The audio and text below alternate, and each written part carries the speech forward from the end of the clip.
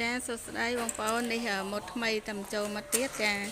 ហើយយើងធ្វើការដំឡើងសម្រាប់ដាក់ជា sample សម្រាប់ឲ្យ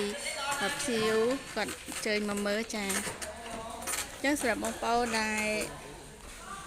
ទើបនឹងទទួលការម៉ៅការសាងសង់ជាលក្ខណៈ condo ហើយឬមួយក៏ជាបន្ទប់ជួលអីអាចជិះមកមើលបានហើយមកទ្វារនេះក៏យើងអាចទៅឆ្នៃធ្វើជាទ្វារសម្រាប់ office បានដូចគ្នាចាព្រោះលក្ខណៈចេញមកស្អាតចាហើយដែលមានតតឹង96កម្ពស់របស់វា 2.5 ម៉ែត្រហ៊ុនណាបងប្អូនចា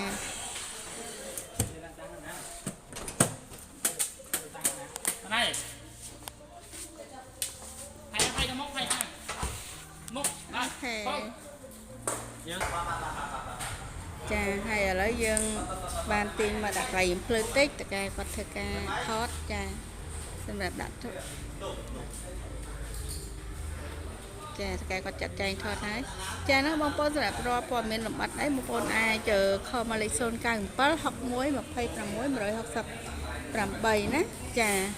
លេខនេះក៏មានការភ្ជាប់ជាមួយនឹង Telegram ដែរបងប្អូនអាច share Telegram សាកសួរព័ត៌មានបានចាអរគុណបងប្អូនដែលតែងតែជួយ Subscribe Channel YouTube ក៏ដូចជាតាមដានមើល Page របស់នាងខ្ញុំចាជូនពរបងប្អូនហេងចា